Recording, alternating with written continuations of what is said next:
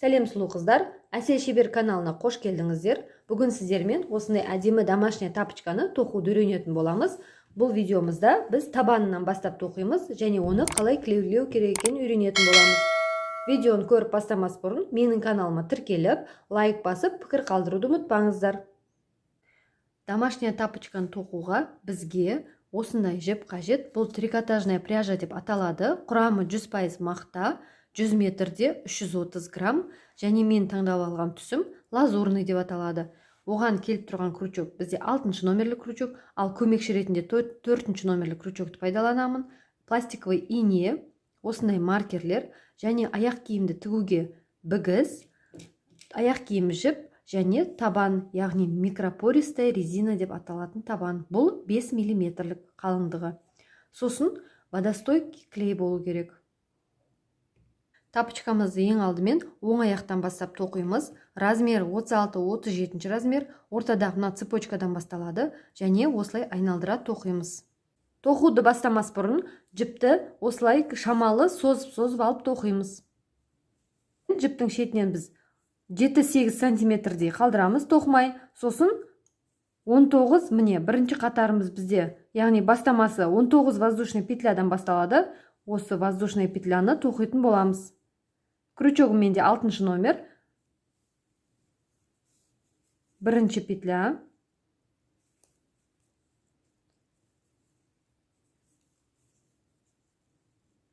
Екі.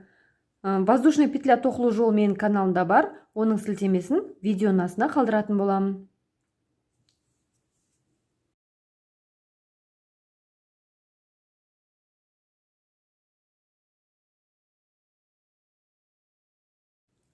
Воздушный петля тоқып алдым. Ең бірінші воздушный петляға еш нәрсе тоқымаймыз.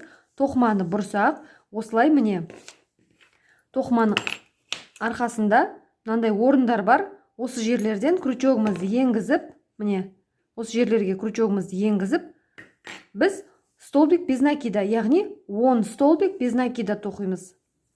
Оны тоқу үшін тоқыманы бұрып, бірінші петляныкіне еш нәрсе тоқымай, кейінгі петляға міне ортасындағы осылай енгіземіз.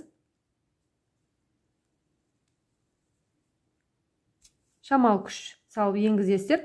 Крючогыңызды жіпті тартып шығарып, міне крючогымызда 2 петля болды. Осы 2 петляны жаңадан жұмыс жібін іліп, крючоктан шығарамыз. Осы бізде столбик без накида тоқылды. Осылайша қатарымызды 10 столбик без накида тоқып алғанша осылай жасаймыз.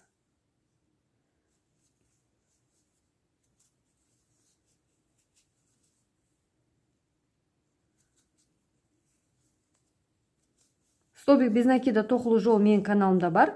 Оның да сілтемесін видеоның астына қалдыратын боламын.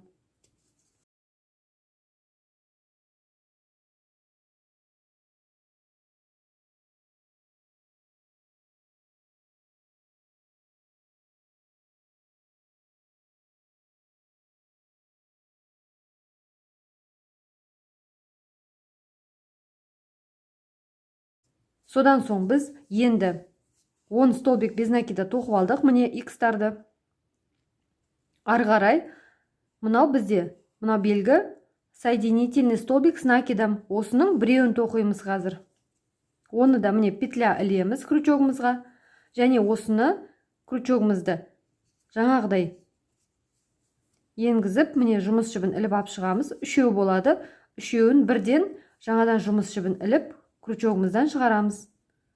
Сонда бізде соединительный столбик тоқылды с накидом. Ары қарай міне келесі ең соңғы воздушный петляға дейін бізде 6 воздушный петля бар. Осыған столбик с одним накидом тоқимыз. Ол үшін крючогымызға жаңадан жұмыс жібін ілеміз. Осылай крючогымызды енгізіп, жұмыс жібін іліп ап шығамыз. 3 петля болады. 3 петляның алдымен екеуін шығарамыз жұмыс жібінен. Және тағда накид жасап, екеуін шығарамыз. Осы бізде столбик с одним накидом тоқылды. Осындай столбиктан міне қатардың соңына дейін, яғни осы петляға дейін тоқимыз. столбик с одним накидом тоқу менің каналымда бар. Тоқылу жолын видеоның астына қалдырамын сілтемесін. Не. 2 6 столбик с одним накидом тоқыдық. Соңында, ең соңында бір воздушный петля қалды. Бұған біз міне 5 столбик с одним накидом тоқып аламыз.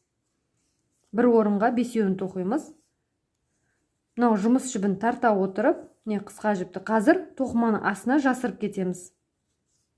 Осы жерге крючогымызды енгізіп,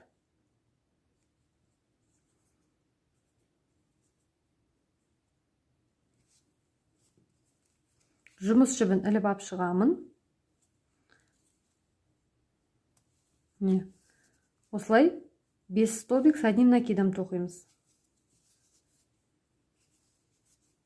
Бірінші қатарды тоқу кішкене қиындау, екінші, үшінші қатарларды тоқу оңай болады.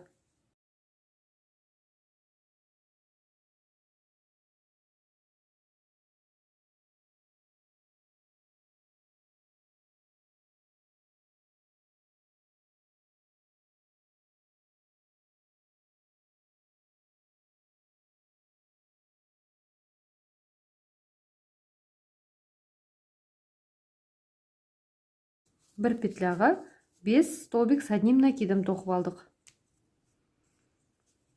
Мына жіпті тартамыз шамал. Сонда мына орын кішкене азайып, мына ортадағы тесік жабылады. Өйткені ол аяқ киімнің ортасында көрініп, әдем болмай қалады. Сол үшін тарту керек.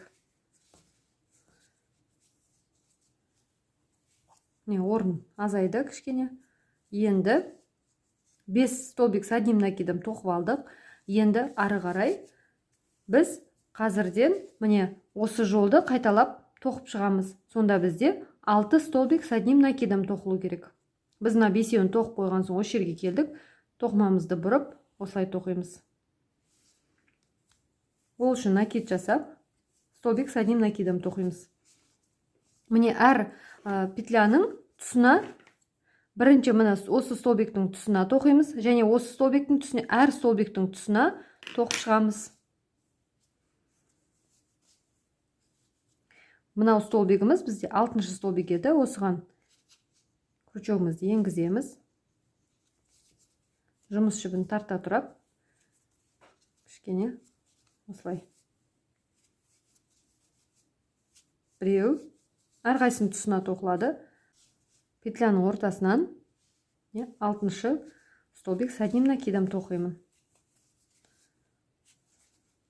Міне қарап отырсаңыздар, санауға да болады, оңай. Мына жерде біз 5 столбик с одним накидом тоқыдық. Келесі міне ең соңғысына тура кеп тұр.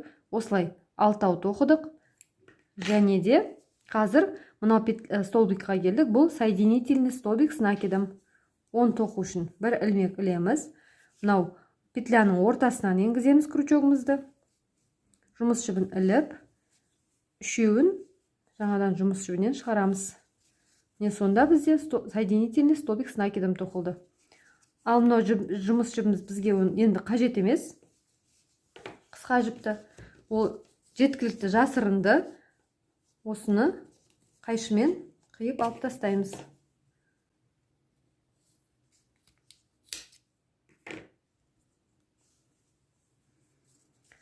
Енді 10 столбик без накида тоқимыз. Соңына дейін қатардың. Міне петляның ортасынан енгіземіз крючокты.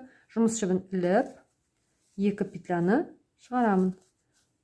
Тағы да жұмыс жібін іліп ап шығамын. Шығарам. Осылайша 10 столбик без накида тоқимын. Олар міне мынау X-тардың бәрі бізде столбик без накида. Міне қатардың соңына дейін тоқыдым.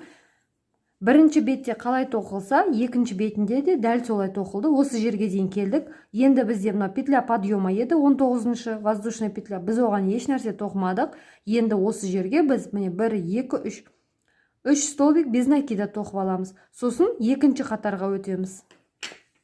Ол үшін міне бізде ол воздушный петлямыз мынау. Соның ортасынан крючогымызды енгізіп,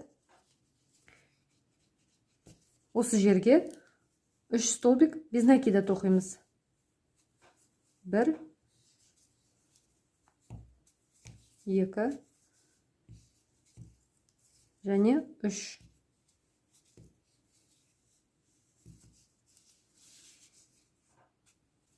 Екінші қатарда біз 9 столбик без накида тоқимыз. Ол үшін міне бірінші петлямыз мынау, бірінші столбик. Осының екеуінің астынан крючогымызды енгізіп, жұмыс жібін іліп алып шығамыз. Осылай. Міне бірінші столбик без накида тоқылды. Осылайша 9 столбик без накида тоқимыз. 9 столбик тоқып алдық. Содан соң біз міне қараймыз тоқымамызды. Осы жерде 10-шы столбик без накиданың үстінен бастап, не жоғарысынан бастап, біз осылай қарай соединительный столбик с одним накидом тоқимыз. Сонда біз мына 5 столбик с одним накидамға дейін тек қана бір-біреуден соединительный столбик с накидом тоқимыз. Петляны ілеміз крючогымызға, жұмыс жібін енгіземіз. Міне екі жіптің астыңғы жағынан енгізіп жұмыс жібін алып шығамыз.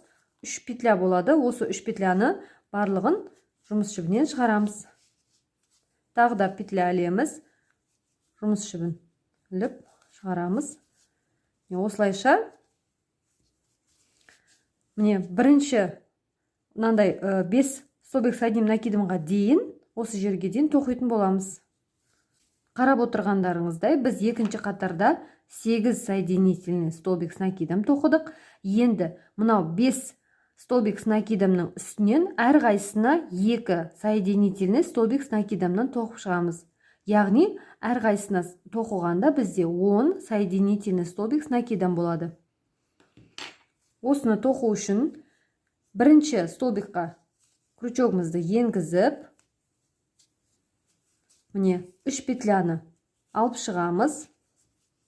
Біреу болды. Дәл осы жерге қайтадан крючогымызды енгізіп, жұмыс жібін іліп алып шығамыз. Екінші соединительный столбикті тоқимыз. Міне, осылайша бізде 2 еселеніп, бұл бірінші столбикқа тоқылды. Солай екінші, үшінші, төртінші, бесінші столбикқа осылай әрқайсысына екеуден тоқып шығамыз. Сонда біздің тоқымамыз осылай тағы да бұрылып, мынау қатарды тоқимыз. Осымен біздің тоқымамыз осылай айналды. Келесі мынау қатарға біз дәл осылай міне қайталап шығамыз. 8 соединительный столбик с накидом және 9 столбик без накида тоқып келеміз. 8 соединительный столбик тоқып болдым. Ары қарай 9 столбик без накида тоқимыз. 9-шы столбик без накидан тоқып алдым. Сонда біздің қатарымыз аяқталды. Осы жерге дейін келдік. Енді біз жаңағы тоқыған, алдын тоқыған 3 столбик без накидаға әрқайсысына 2 столбик без накидадан тоқимыз. Сонда біздің тоқымамыз осылай айналып, келесі 3-ші қатар соған келеміз.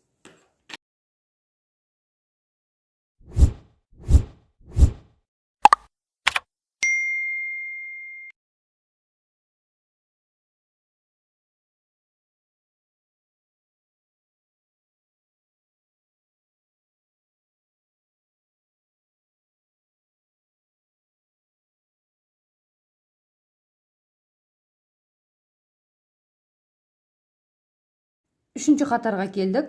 Ол жерде біз тек қана столбик без накида тоқып айналдыра келе береміз. Және мынау 2 еселенген жерге дейін. 2 еселенгенге дейін келдік. Ол жерге де бір-біреуден столбик без накида тоқимыз.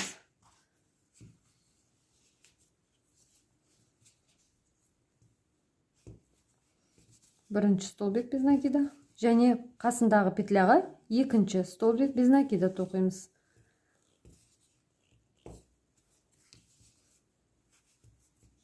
Содан соң барып, бұл 2 еселенгенге біз бір-біреуден тоқыдық. Қасындағы 2 еселенген петляға міне әрқайсысына 2 столбик без накидадан тоқимыз. Біз 3 тоқу керекпіз. Мына жерге 2, оның қасындағы петляға 2 және мына 2 еселенгеннің біріншісіне 2. Ол үшін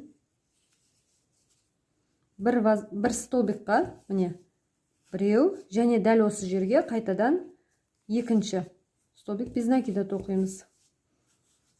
Оның жанындағы петля осығанда 2 тоқимыз. Біреу, міне екінші. Біз қазір мынау екі столбик без накидан тоқыдық, оның жанындағы екі столбик без накидан тоқыдық. Енді мынау екі еселенгеннің біріншісіне екі столбик без накида тоқимыз. Міне, екі еселенгеннің біріншісіне тоқимыз.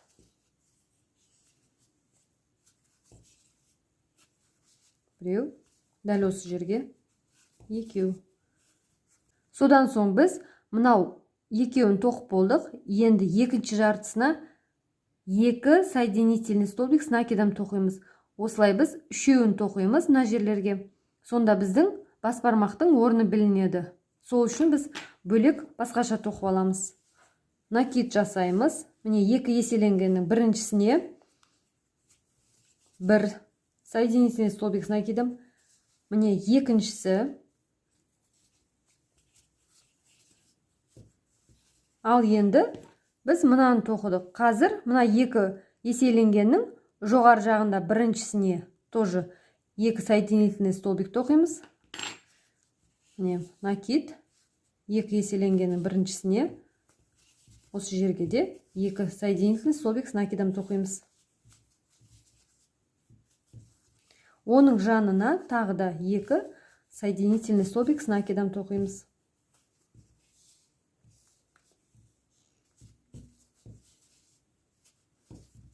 Сонда байқағандарыңызды, міне тоқымамыз кішкене өзгереді. Бас бармақтың орны кішкене білінеді. Бұл оң аяқтікі. Сонда біз үшеуін тоқып болған соң қайтадан қатарымызға көшеміз. Бұл жерде мына екі еселенгеннің жоғар жағына тек қана бір столбик с одним накидомнан қатардың соңына дейін тоқимыз.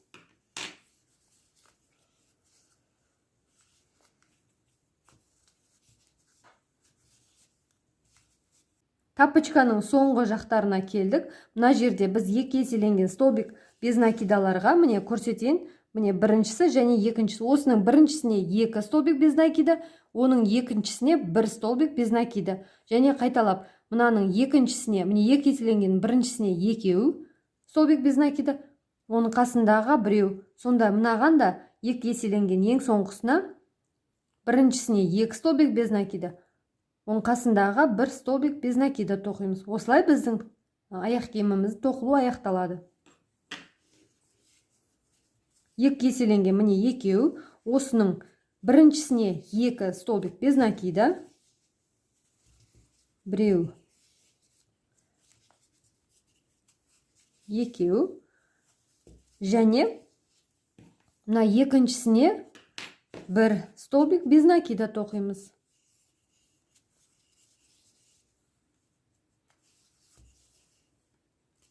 Қайтадан екі еселенгенің біріншісіне екі столбик без накида,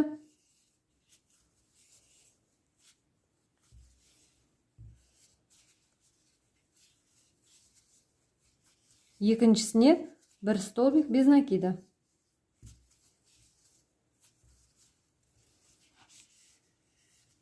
Қайтадан міне екі еселенгенің біріншісіне екі столбик без накида,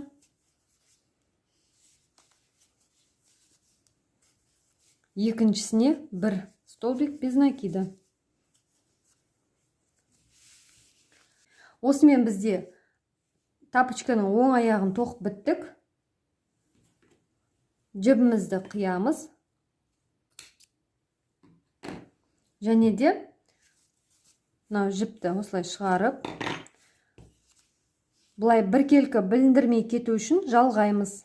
Мынау бірінші петлямызға, яғни бірінші столбик с накидамға крючокты астыңғы жағынан енгізіп, жұмыс жібін іліп ап шығамыз. Енді мына бетінен тоқымамызды бұрып, астыңғы жағынан осы жіп шыққан жерге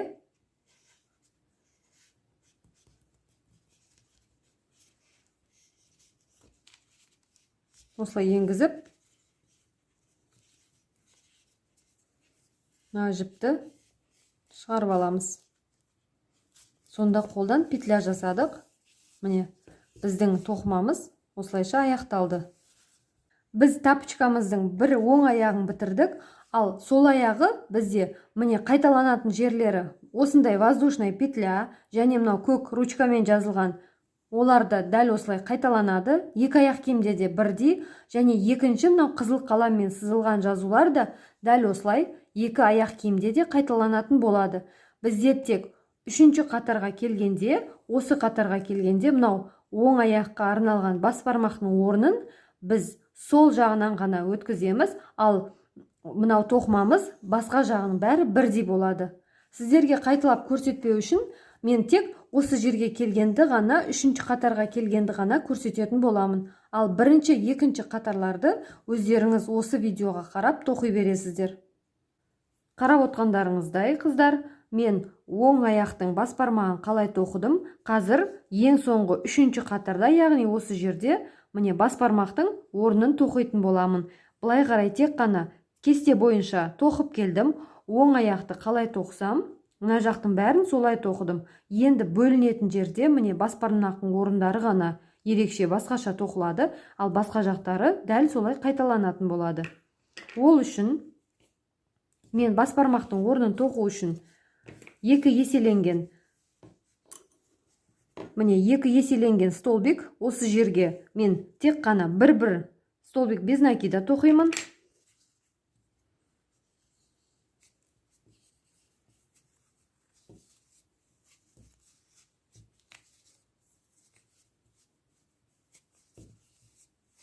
Екі столбик без накида тоқып алдым. Сосын барып, келесі міне екі еселенгенге, келесі екі еселенгенге екеуін, біріншісіне екі есе, оның қасындағы тағы да екі есе тоқимын.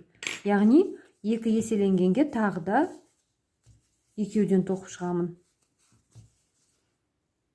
Міне соединительный столбик с накидом біреу, және осы жерге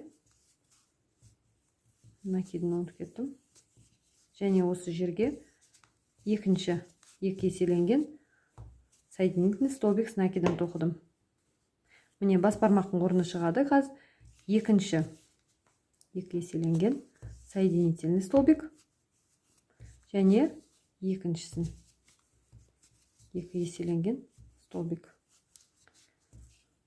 Сонда мен мынау екі еселенгеннің әрқайсысына екі еседен, яғни екі соединительный столбик с накидом, екі соединительный столбик с накидом тоқыдым. Олар міне және осы. Енді келесіне екі еселенгеннің жоғары жағына біріншісіне сондай соединительный столбик с накидом екеу тоқимын, ал оның жанындағы екі столбик без накида тоқимын.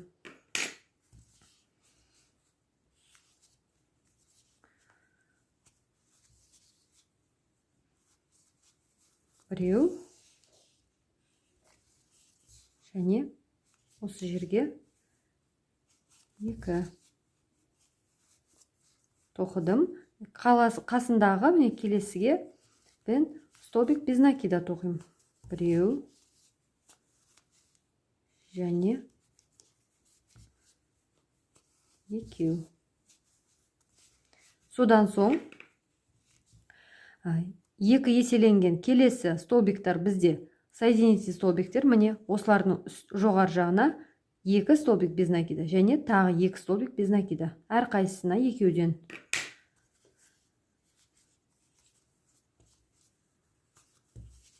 Біреу. Осы жерге тағы да екінші. Оның жанына тағы біреу.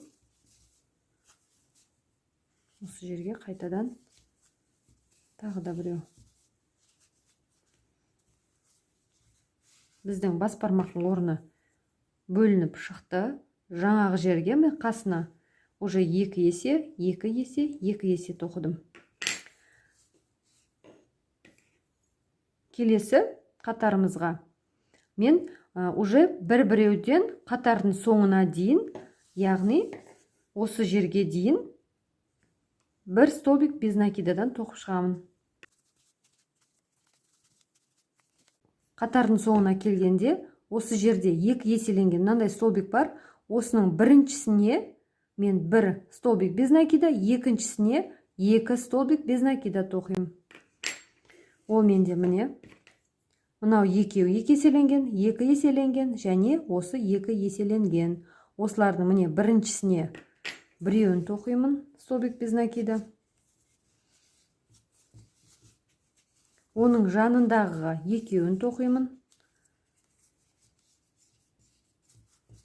Міне бір. Қайтадан осы жерге крючогымды енгізіп, екеу болды. Осы екеуін тоққан соң келесі міне 2 еселенген столбик. Осы екеуінің біреуіне тағы да біреу тоқимын. Столбик без накида. Оның жанындағы екеу тоқимын. Яғни міне біріншісіне біреу, екіншісіне екеу тоқимын.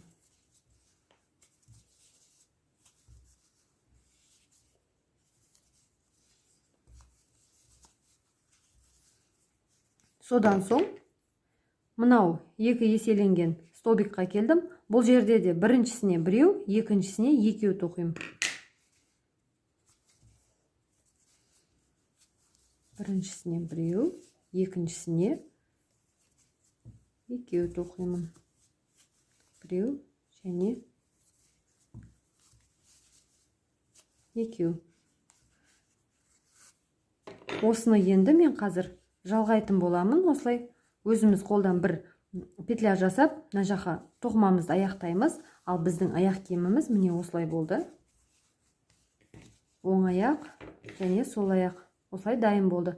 Қазір жіпті қиып петля жасап болған соң табанына өлшеп табанын қырқамыз.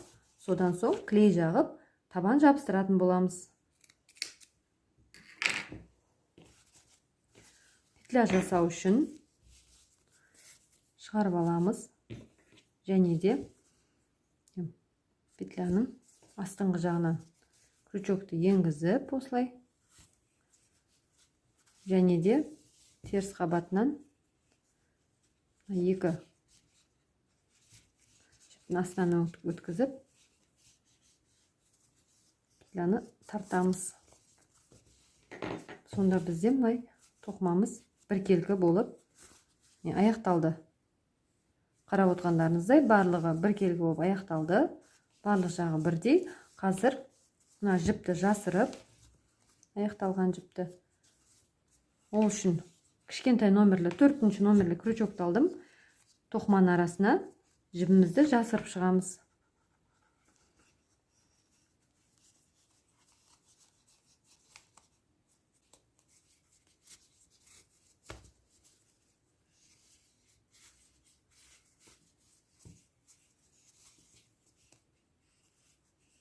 Кейбір кездері мен крючокпен емес, инемен жасырып қоя беремін.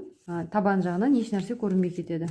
Міне қыздар, 2 аяқ киімде бізде әдемі болып тоқылып бітті. Екеуі бірдей. Қазір осыны үтіктейміз. Ол үшін пары бар үтікті немесе жай үтікті пайдалансаңыздар болады. Бірақ тоқылған затты терісінен үтіктейміз. Яғни осылай теріс қойып, марлені қойып, суланған және ыстық үтікпен әдемелеп үтіктеп шығамыз. Мынау беткі жағынан үтіктегенде де лажы болса марля қойыңыздар, өйткені біз мынау жібіміз несі бұзылып кетпейді. Осылай әдемі көркімен қалады. Үтіктің ізі қалмайды. Осылай үтіктегенде түзу әдемі ғып үтіктейміз. Енді осыған қазір мынау микропористая резинамызды қойып өлшейтін боламыз. Бұл микропористая резинаның бірінші беті осындай. Бұл жерге аяқ киімді қазір былай жабыстырамын, ал басып жүретін табаны міне мына жақ. Бұл жағы кішкене осындай бұдыр. Ең алдымен осы листті мен жақсылап растворительмен сүрттім. Кір шаңы болады, соларды кетіріп аласыздар. Және табандарды қойып, осылай өлшеп қиятын боламын. Мынау қара пористая резинада онша көрінбейді сызғанмен. Сол үшін темір осындай үшкір нәрсемен сызып шығамын.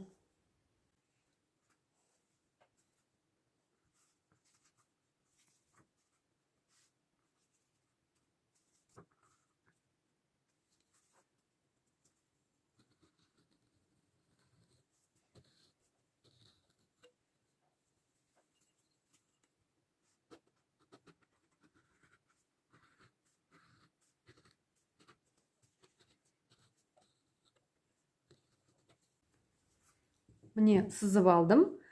Жарыққа көрініп тұрады. Осы сызықтың бойымен қазір қиятын боламын. Ал екінші табанды мен бұлай қойсам, міне сонда менде мына жақта бір табанға жететін резина қалады. Үнемдірек болу үшін осылай істесек болады.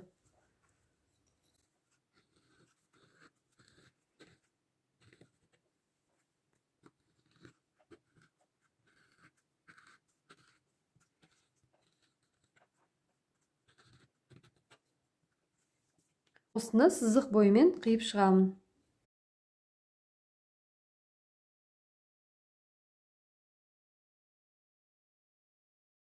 Міне қыздар, табандар дайын болды. Екі табанды дайындап қойдым. Қазір осылай жабыстыру керек. Оның алдында бірінші клей жақпас бұрын біз мына шеттердің бәрі бізде кішкене қисықтау болады. Осыларды реттеп, наждакпен қырып, әдемілеп, түзулеп шығу керекпіз.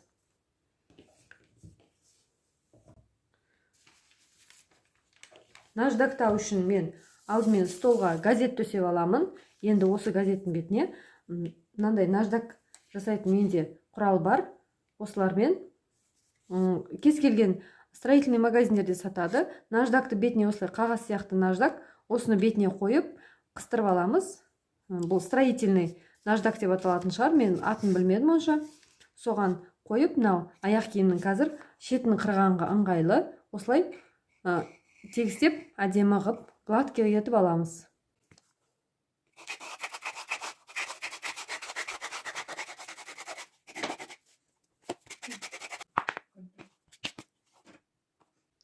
Табандарды әдемелеп түзулеп алдым. Енді кисточкамды мен әрдайым суда сақтаймын. Қазір судан алып, сүртіп алдым. Енді клейін жағуға кірісетін боламыз. Ол үшін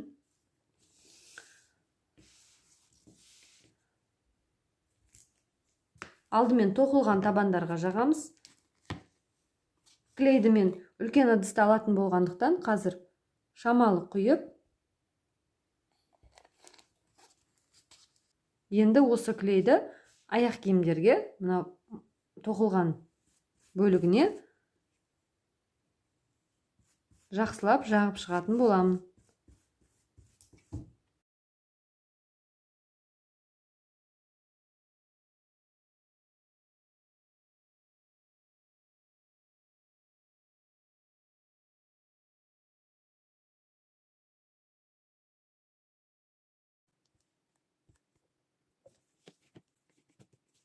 Осылай клей жаққан күйі 4-5 минутқа қалдырамыз. Кебіңкіреді, енді бір-бірімен жауатын боламыз. Міне клей жағып болдық. Енді осыған бір түнге қалдырамын. Ең кемі 5-6 сағат тұру керек. Ауыр затпен бастырып қоямын. Содан соң обвязкасын жасаймыз және бетін тоқитын боламыз. Егер видео ұнаса лайк басып пікір қалдыруды ұмытпаңыздар. Менің каналыма жазылып қойсаңыздар, келесі жолы осы аяқ киімнің беткі жағындағы бөлігін тоқуды және обвязкасын үйренетін боламыз. Сіздермен болған Әсел, барлықтарыңызға сәттілік.